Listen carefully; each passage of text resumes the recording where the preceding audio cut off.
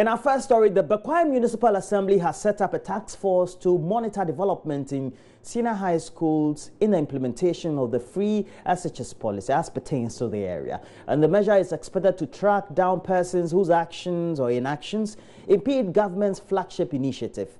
It follows the arrest of a matron and other workers of the Denyasimang Catholic Senior High School for allegedly stealing foodstuffs meant for the school. So reports are also indicating they sold apparently the stolen food items to stores in the municipality. And it's where Prince Appiah visited some of those stores and the community and is now bringing us his reports. Denyasimang Catholic Senior High School, with a population of over 300, is situated at Puano on the main Anyankwanta-Mansu Road. It was established as a community school in 1992 and absorbed into the public system in 2010. Ibrahim Boabeng is a resident of Puano who had picked information about suspected clandestine movement of food items from the school. He voluntarily put together a surveillance team to monitor what he believed was a syndicate. It's something they've been doing for quite a long time, because we've investigated this matter for about a month ago. They've been smuggling rice, milk, sardine, and other products which is meant to aid a smooth running of the free SHS. So it's something that is going on, and we needed cogent evidence to that effect. And lo and behold, this Monday, the evidence we came out with is clear enough to be able to at least punish the perpetrators of this heinous crime. Yeah, exactly. The students were complaining here and there that they were being starved. The right proportion of food that is meant for them were not given to them, and they were crying every day. A series of reports here and there, and we needed to come in to make sure we remedy the situation. The matron, Theresa Acel, and her accomplices are in police custody as police in Bekwai begin investigations. The case was supposed to be heard in court on Wednesday, but courts didn't sit. Municipal Chief Executive Kwekuche Bafo review measures are in place to prevent a recurrence in other schools in the municipality. The SHS has come to stay. Whoever wants to pull the flagship program down will not be spared. If you are caught, you face the law. And so people should be careful, most especially the matrons, the headmasters, or whoever is in charge of implementing this flagship program. If you are caught, you will be dealt with according to the law. But trust me, my brother, we have 6 SHS in the municipality. We have equally have wing of some of these things going on in the various SHS. We have also set people to spy for us. So whoever will be caught, the law will deal with you drastically. So we said the task force is in place. Task force is in place. Meanwhile, concerns arise about invasion of the school campus by snakes and other reptiles. The news team chanced on teachers and students, killing one of the unwelcome guests. Mr. Boabeng wants government to wall the school to protect students and teachers from dangerous creatures and thieves as well. Calling on the government to, as a matter of urgency, try as much as possible to fence the school, because if the school is fenced, the security can be able to do their work and do it effectively. Once the school is not fenced, anything can happen. Even the safety of the students are not guaranteed. Mr. Chibafo, however, agrees such intervention is critical. And so we advise the government that as soon as possible it comes to our aid to wall the school. 2, the security must be beefed up. If we have enough master's bungalow in the schools, things will not be as they are now, because the masters, quote and unquote, will also serve as security or watchmen. Prince Appiah reporting. In health, relief has come for patients accessing dialysis services at the Komfo Teaching Hospital in Kumasi, which hitherto had to put up with high costs of blood sample tests. Well, the dialysis center now has hematology analyzers for white blood cell counts and clotting tests in persons, for example, with kidney disorders. Unity Link Money Transfer donated equipment to support the center's work. Nana Sensu Mensah has more in this report. Patients have had to access laboratory services outside the hospital with the attendant inaccuracies and inconsistencies in reports. Head of renal unit at Konfonochi, Dr. Kojo Aisen, said the new equipment will change the trend for the better. Yes, some do go outside to run labs, others go to the main block. And outside we don't have any control over the quality control aspect. So we thought about the fact that we need a quality control. At the same time, we also need to make life more comfortable for the patient. If it's just a little walking distance, 10 steps, and you can go to the lab, all the better. So this is something new we are trying to establish. So basically, it's not, this machine has come to augment what we want to do. It's not doing it all. You understand? I really intend adding on other lab equipment, but this would really help us to give us a big push, because these are the common things we ask on routine visits. Country representative of Unity Link Money Transfer, Ajua Odom, believes corporate Ghana has a lot to offer in improving healthcare services.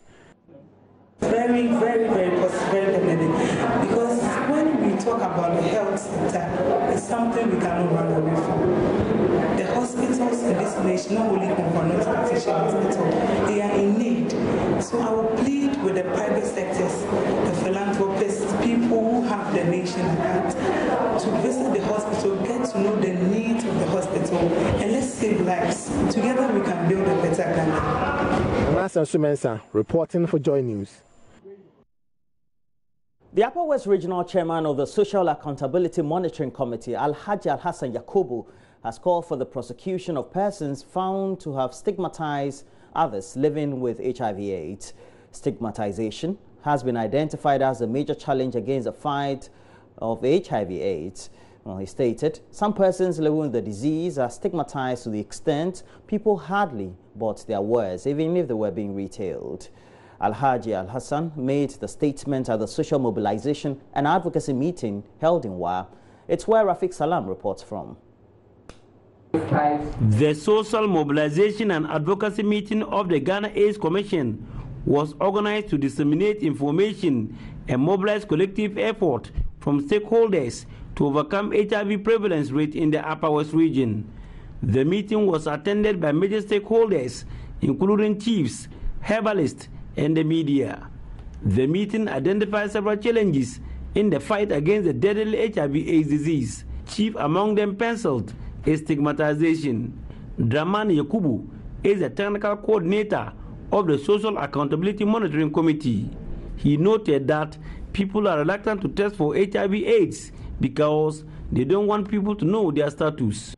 Because when you have your programs, some people still are very reluctant to test, and when you inquire the underlying factor why they fear to be tested, is because they fear that even if they are positive, they don't know and nobody knows they are fine. But once they are positive and some people get to know, then that becomes a problem for them. He stated that stigma kills more than the HIV/AIDS condition and advised the general public not to stigmatize people living with the disease. Nelson Mandela made a famous statement in 2002 saying that people who have HIV are not killed by the disease, but the stigma to the disease.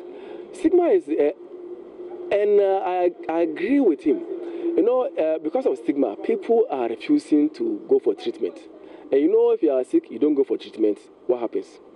You die. And if you don't go for treatment, the chance of spreading or transmitting to other people is high. So stigma is not only the people who are infected that the stigma affects.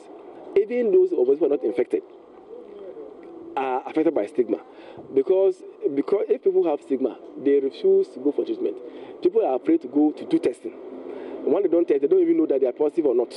Upper West Regional Chairman of the Social Accountability Monitoring Committee, Alhaji Alhassan Yakubu, was of the opinion that laws should be put in place to deal with persons who stigmatize people living with HIV/AIDS. we expect all stakeholders to come on board so that we'll be able to fight out this canker. Because today it could be, tomorrow it could be somebody else. But the moment the stigma is going all around the globe, it's not the best, doesn't help us. So we are of the opinion that a lawyer should be put in place, more especially upper west here.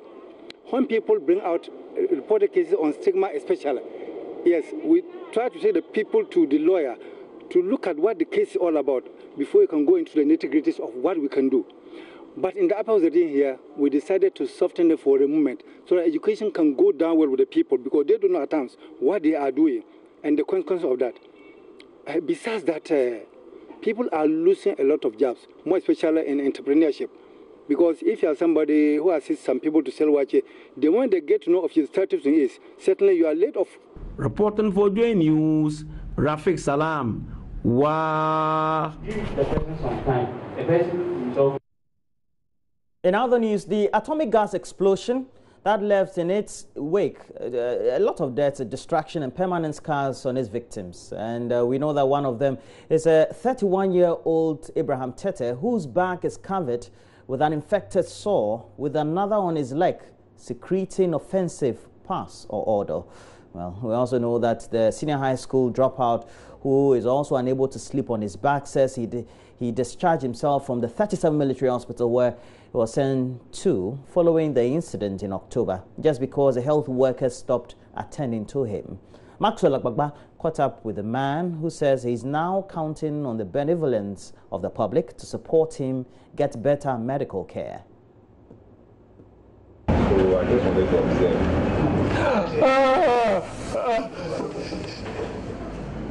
Screams of shock as Abraham lifted his blood-stained long-sleeve shirt to show us the severe burns on his back. In fact, his entire back is burns and now turned a field of degenerating sore. The black skin layer on his back is completely off, leaving a pink cover. Abraham had struggled for almost 10 minutes to lift the shirt because it was stuck to the pink skin. At a point, he asked me if I could smell him when I got closer. That is not the only part of his body affected by the explosion. His legs rest on the floor as a thick yellowish liquid continuously drips from them. He sits on a bench as he narrates to me how he fell from the top of the atomic overhead bridge. The interchange. Yeah, I saw a journalist there who was taking a shot. So I just went to him and I was standing by him looking at the fire. Yeah. So all of a sudden, the second tank exploded. And in fact, you could see the fire with no smoke, but you could see it like a sunshine. It's more than a sunshine. Oman FM journalist. So we lied. I think that guy died. Yes. We lied on the floor. One side, the fire is at one side. So we just jumped off. From the top of the vibe? Yeah. We jumped. I fell backwards. From there, I couldn't see anything. Oh, I can't because it's very stuck to the wound. And unless you get some water. That is Abraham responding to me when I asked him to remove the bandana covering his head. The bandana is stuck to the injuries on his head. He said he usually applies water to it before he's able to remove it. Abraham says he was not satisfied with the treatment given him at the 37 military hospital, so had to leave to seek better help elsewhere. But as it appears, Abraham is worse off. It's almost like half hell. So I decided to me myself that I will run away and go and look for help. I would say on my 2 weeks there, that time where I see you, that's where the vice president came. Yeah. He came telling us that the government is in support, and so they will make sure everything. But as to what he said and to what we were to what I'm seeing there, I felt that, yeah, the government is in control. But the moment I came to Allied, and I felt that, no, the government is not in control at that place. Because your medicine will get finished, you will ask, and what they'll be telling you is the government is not providing anything, the government is not providing no money, blah, blah, blah. I don't see myself as a human. Yeah, because as I'm sitting like that, I'm smelling. I don't know if you are feeling it. No, no. Yeah, but I'm smelling very bad. Yeah.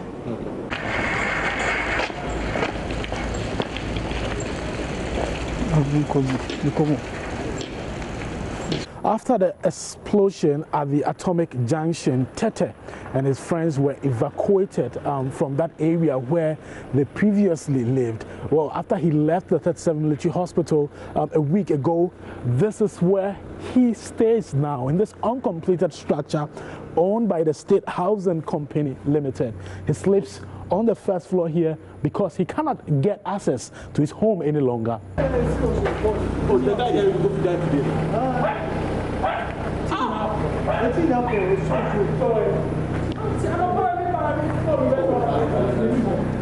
think this is a cardboard. Oh.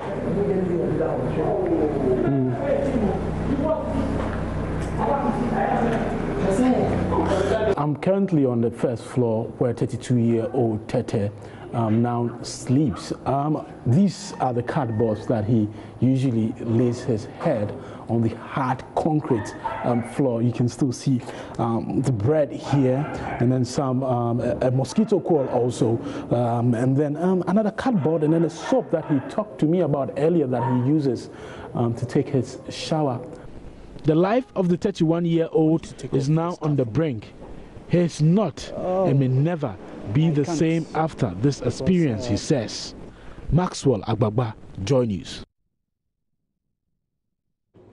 4 journalists from the multimedia group picked up 6 awards at the 22nd Ghana Journalists Association Award ceremony, which was held in Accra mid-morning on Wednesday. The event saw veteran broadcaster with Peace FM, Kwame Sefakai, winning the overall Journalist of the Year award. He gets, among others, a 3-bedroom house worth over 200,000 Ghana cedis as part of what the GJA says is an initiative to get all journalists owning a home. And GJA President Roland Alfomoni says the project, dubbed One Journalist, One House, is just one of a number of initiatives the association is currently embarking on to improve the lot of Ghanaian journalists. Komladum was there and has come through with his report. Features television, and this goes to Mr. Kwame Boateng of Joy TV. Round of applause, please. And the story is Left to Rot. Thank you very much. Best journalist sports broadcast category, Benedict Owusu of Joy FM.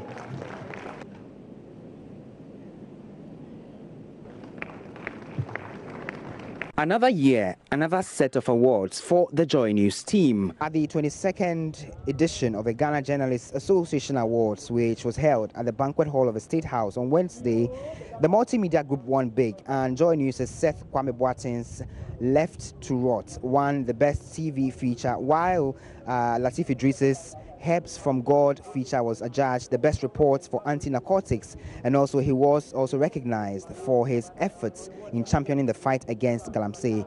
I have to also add that Latif Idris won an award for the best environment report. Also from the multimedia stock was My Joy Online's David Ando, who won the best photojournalist of the year. Enjoy Sports Benedict Owusu's documentary, which detailed the discrimination suffered by the female national teams at the hands of football administrators in the country, won him the Best Journalist Award in Sports for the broadcast category. Over 35 journalists and media houses took home awards for their roles in championing what organizers describe as quality professional journalism. Despite the challenges journalists are confronted with in their line of duty, many of them continue to brave the odds, stick their heads out to tell compelling stories that impact lives. Next, it's environment, and the award goes to Latif Idrisu of Joy News, and the title was Ending the Galamsey Menace. chairperson of this year's awards scheme, Dr. Doris Date, agrees the quality of journalism practice has improved over the years, but advocates more emphasis must be laid on stories that impact lives of the rural poor and the voiceless. So for me, journalism in Ghana shouldn't be like journalism in America, journalism in the UK or Germany. Journalism in Ghana should be very focused on the development, the state of our country, so that we push for more development. But how did her committee come up with awardees this year within 3 weeks of scrutiny? GJ received 325 entries from a number of categories, and we had 10-point criteria like clarity, impactfulness, relevance, correctness, and a number of 10 of them. For each entry, we judged that entry along those 10-point criteria. President of the Ghana Journalists Association announced improved conditions of service for journalists will be high on the agenda of the association in the coming year, including a strategy to get one journalist to own a house, codenamed One Journalist, One House. The Price House will be located in the specially designed GJ Media Village to be located near Isawumu. The concept of the Media Village is a colossal testament of our flagship welfare policy, One Journalist, One House. Some journalists, he adds, will undergo intensive training programs to build their capacity in their chosen fields. Coans Estates Limited, title sponsor for this year's awards, wants the 200,000 cedi prize house to motivate journalists to do more. Here at the banquet hall of the State House, they just ended Ghana Journalists Association Awards, where my colleague Latif Idris picked up a couple of awards, and I also have to my right TV3's Portia Gabo. She was just awarded the Most Promising Journalist Award, and to my extreme right, I have Seth Bekwai of the Daily Graphic. First of all, Latif, to you as a journalist and working with the multimedia group. It means being a more responsible journalist, doing more groundbreaking stuff, going the extra mile, and it adds more color to the multimedia group as a media house and to my personal self as a practicing journalist. I'll come back to you for that helps from God's story. But Portia, thank you for joining us. Congratulations once again. What does this mean to you as a journalist of many years of practice, I have to say? Well, it has really humbled me. You've been winning awards year in, year out. You must be an excited man. Of course I am. I mean, it's just another form of motivation to give your best. Well, in any case, when you are doing your stories, you are doing it to affect society positively. So when the rewards come in, you take it in good stride and do more. Other awards were handed over to deserving journalists and media houses for various roles in championing development and also the fight against galamsey. Peace FM's morning show host Kwame Sefakai, who was adjudged overall journalist of the year, couldn't hide his gratitude. Other awardees included City FM, Daily Graphic, GH1 Television, TV Africa, Daily Guide, The Informer newspaper, TV3, among others. So to my wife, who everybody calls Barbara, some call her Raja, but I prefer to call Raj. She's been there through the years, thick, thin, good, bad, ugly. Baby, this is for you too. Thank you, darling. And again, congratulations to Kwame Sefakai of Peace FM. Has paid his dues to the profession. He's always an inspiration to all of us. Once again, congratulations, KSK.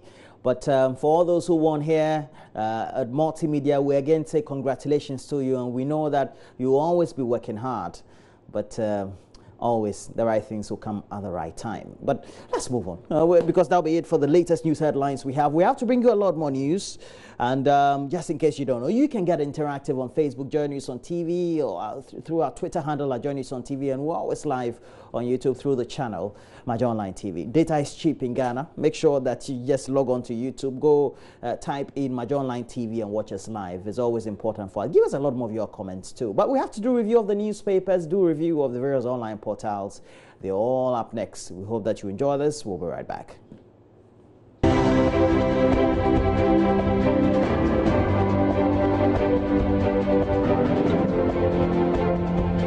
Thank you.